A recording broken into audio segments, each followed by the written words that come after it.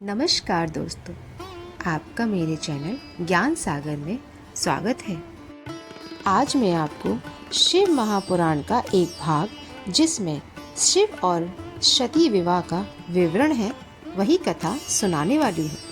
चलिए तो शुरू करते हैं। दक्ष प्रजापति की कई पुत्रियां थीं।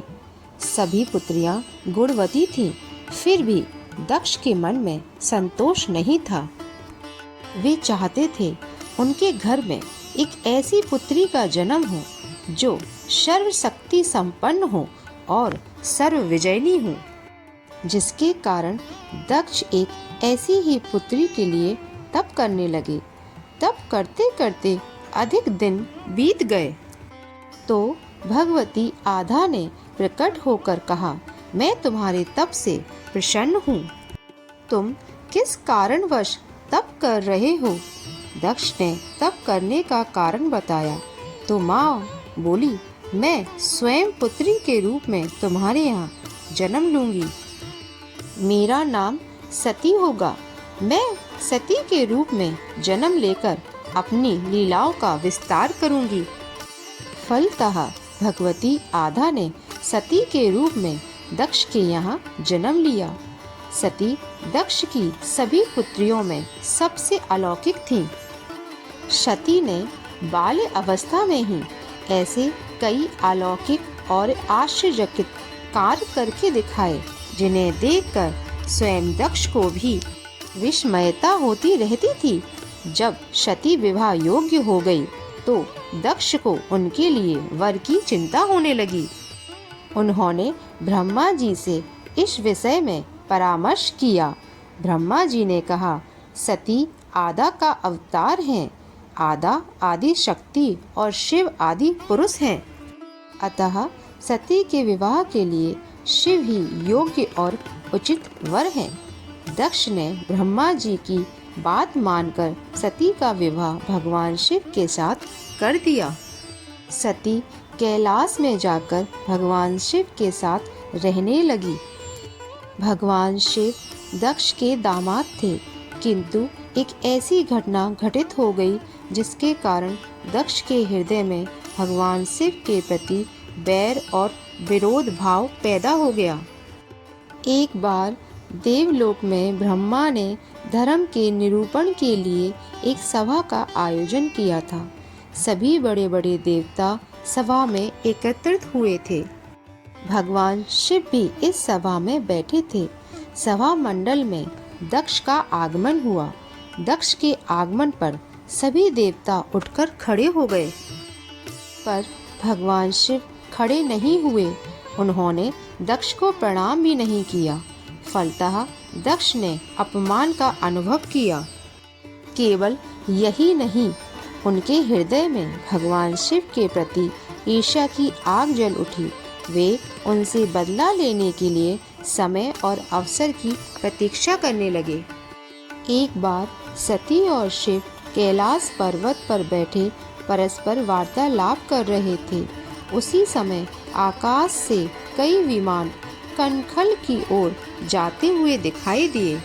सती ने उन विमानों को देखकर भगवान शिव से पूछा, प्रभु, ये सभी विमान किसके हैं और कहाँ जा रहे हैं?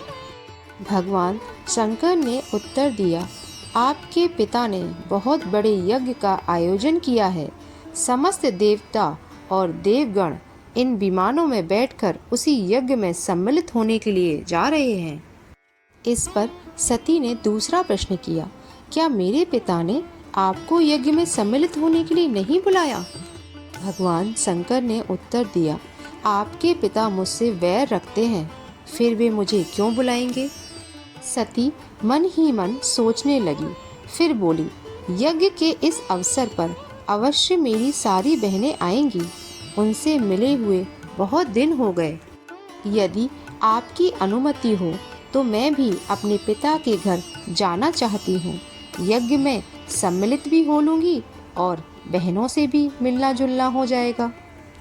भगवान शिव ने उत्तर दिया, इस समय वहाँ जाना उचित नहीं होगा। आपके पिता मुझसे जलते हैं।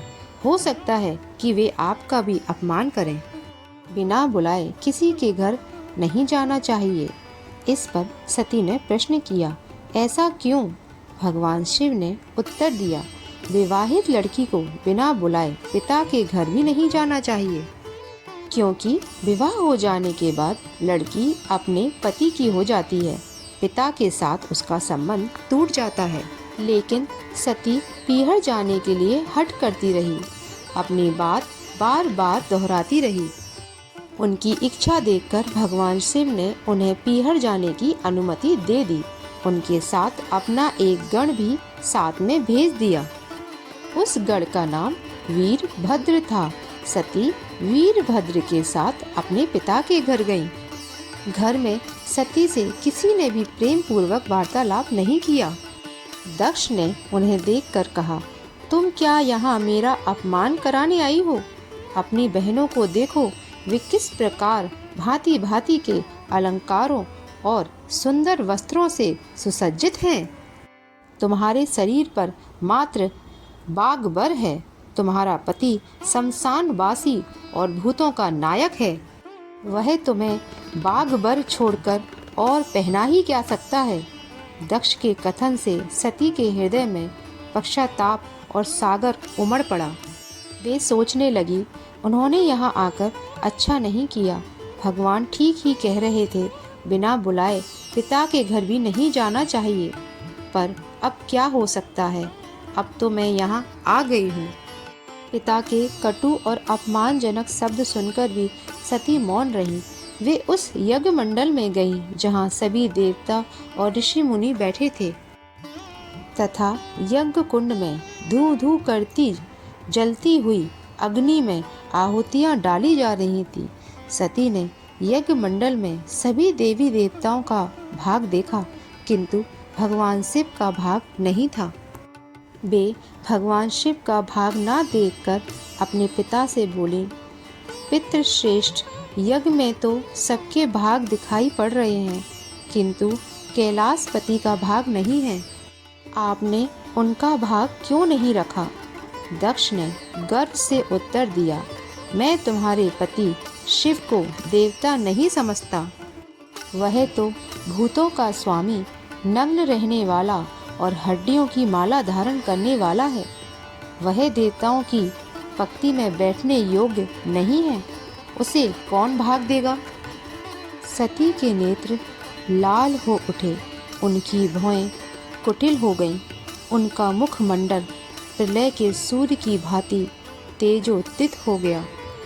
उन्होंने पीड़ा से तिल मिलाते हुए कहा, ओह, मैं इन शब्दों को कैसे सुन रही हूँ। मुझे धिक्कार है। देवताओं, तुम्हें भी धिक्कार है। तुम भी उन कैलाशपति के लिए इन शब्दों को कैसे सुन रहे हो, जो मंगल के प्रतीक हैं और जो क्षण मात्र में संपूर्ण सृष्टि को नष्ट करने की शक्ति रखते हैं। वे मेरे स्वामी हैं। नारी के लिए उसका पति ही स्वर्ग होता है। जो नारी अपने पति के लिए अपमानजनक शब्दों को सुनती है, उसे नरक में जाना पड़ता है। पृथ्वी सुनो, आकाश सुनो और देवताओं, तुम भी सुन लो। मेरे पिता ने मेरे स्वामी का अपमान किया है। अब मैं एक क्षण भी जीवित नहीं रहना चाहती। सती अपने कथन को समाप्त करती हुई यज्ञ के कुंड में कूद पड़ी। जलती हुई आहुतियों के साथ उनका शरीर भी जलने लगा। यज्ञ मंडल में खलबली पैदा हो गई। हाहाकार मच गया। देवता उठकर खड़े हो गए। वीरभद्र क्रोध से कांप उठे। वे उछल उछल कर यज्ञ का विध्वंस करने लगे। यज्ञ मंडल में भगदड़ मच गई। देवता और ऋषि मुनि भाग खड़े हुए। वीरभद्र ने देखते ही देखते दक्ष का मस्तक काट कर फेंक दिया। समाचार भगवान शिव के कानों में भी पड़ा। वे प्रचंड आंधी की भांति कनखल जा पहुँचे। सती के जले हुए शरीर को देखकर भगवान शिव अपने आप को भूल गए। सती के प्रेम और उनकी भक्ति ने शंकर के मन को व्याकुल कर दिया। उन शंकर के मन को व्याकुल कर दिया जिन्होंने काम पर भी विजय प्राप्त की थी और जो सारी सृष्टि को नष्ट करने की क्षमता रखते थे। वे सती के प्रेम में खो गए, बेसुध हो गए। भगवान शिव ने उन्मत्त की भांति सती के जले हुए शरीर को कंधे पर रख लिया। वे सभी दिशाओं में भ्रमण करने लगे। शिव और सती के इस अलौकिक प्रेम को देखकर पृथ्वी रुक गई, हवा रुक गई, जल का प्रवाह ठहर गया और रुक गई देवताओं की सांसें। सृष्टि व्याकुल हो उठी। सृष्टि के प्राणी पुकारने लगे, पाही माम।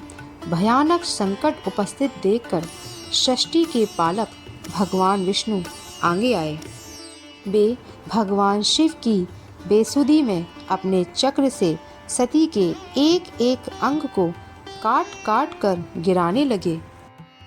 धरती पर एकाएक स्थानों में सती के अंग कट कट कर गिरने लगे।